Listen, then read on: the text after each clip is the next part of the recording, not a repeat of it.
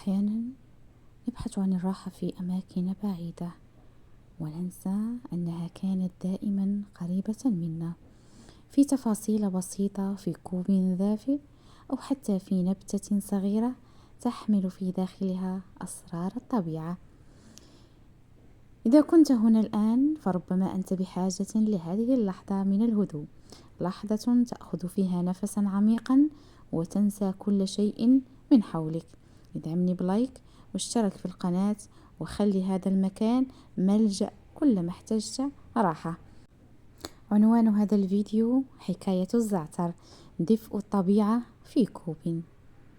في لحظة هدوء، حين يخف ضجيج العالم من حولك وتبدأ الأنفاس بالعودة إلى إيقاعها الطبيعي، قد يكون كوب بسيط من الزعتر هو كل ما تحتاج لتشعر بالراحة. الزعتر ليس مجرد نبتة خضراء تنمو بين الجبال، بل هو حكاية قديمة تحمل في أوراقها عبق أرض ودفء الشمس وهدوء الطبيعة. منذ زمن بعيد كان الناس يلجؤون إلى الزعتر، ليس فقط لطعمه المميز، بل لذاك الشعور الغريب الذي يمنحه شعور بالسكينة، وكأن الطبيعة تضع يدها على كتفك وتقول لك: لا تقلق.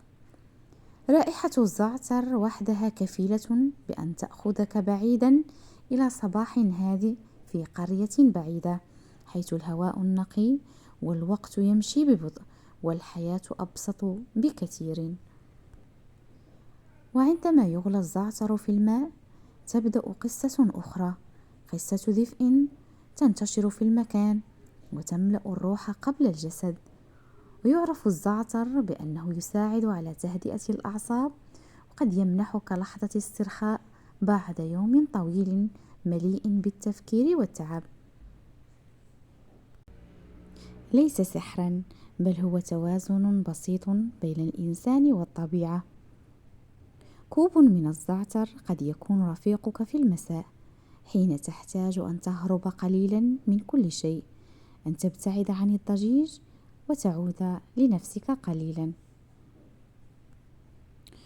خذ رشفة ببطء وأغلق عينيك ودع الدفء ينتشر داخلك، كما لو أنه يعيد ترتيب فوضاك بطريقة هادئة ولطيفة. في كل رشفة هناك لحظة سلام، لحظة تذكرك أن الراحة لا تحتاج إلى الكثير.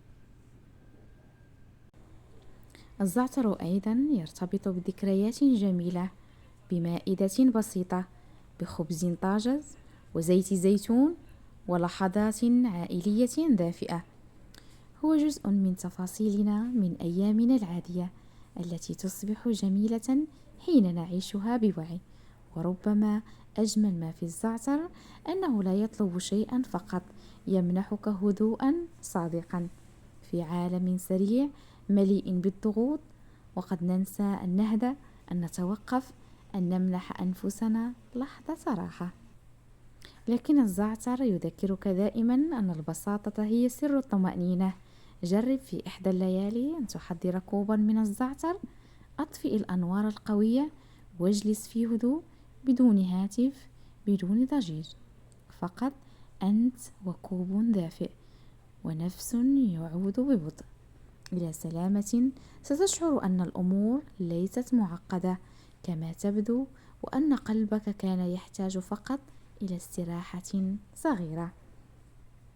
الزعتر لا يغير العالم، لكنه قد يغير لحظتك، وهذا يكفي أحيانا. ومع مرور الوقت ستبدأ في تقدير هذه اللحظات، لحظات الهدوء التي تصنع فرقا كبيرا. الزعتر هي النبتة الصغيرة التي تحمل في أوراقها أسرارا كبيرة من الطبيعة. منذ القدم كان الزعتر جزءا من حياة الناس، ليس فقط كنكهة لذيذة في الطعام، بل كرفيق للصحة والراحة. ومن فوائد الزعتر: يعرف الزعتر بأنه يساعد على دعم جهاز المناعة بفضل احتوائه على مضادات أكسدة طبيعية تساعد الجسم على مقاومة التعب والأمراض. وكما يقال إنه يساعد على تهدئة السعال وتخفيف أعراض نزلات البرد، خصوصا عند شربه دافئا في ليالي الشتاء الهادئة. الزعتر أيضا قد يساهم في تحسين الهضم ويخفف الانتفاخ والشعور بعدم الراحة. ولمن يعانون من التوتر فكوب من شاي الزعتر قد يمنح لحظة من الهدوء ويخفف من ضغط اليوم الطويل. تجربتي مع الزعتر أو مع كوب دافئ من هذه النبتة العجيبة علمتني أن الراحة ممكن أن تكون في أبسط الأشياء، وأنت يمكن أن تحتاج فقط كوبا دافئ ولحظة صمت ترجع فيها لنفسك وتهدئ أعصابك.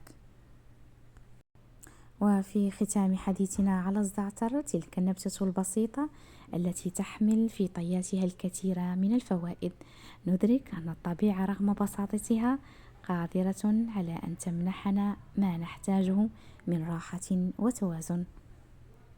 فالزعتر ليس مجرد نبات يستخدم في الطعام، بل هو جزء من تراب قديم وعادة يومية تحمل في داخلها دفئا وطمأنينة.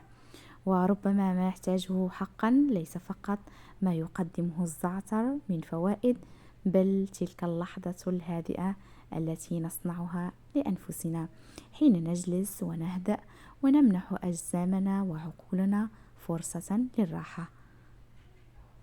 فلتكن هذه الدعوة للعودة إلى البساطة والاهتمام بأنفسنا ولو بالقليل. شكرا لكم على حسن الاستماع، ولا تنسوا أن تعتنوا بأنفسكم دائما، فالصحة تبدأ من تفاصيل صغيرة. استودعكم الله الذي لا تضيع ودائعه. إلى اللقاء في فيديو جديد إن شاء الله.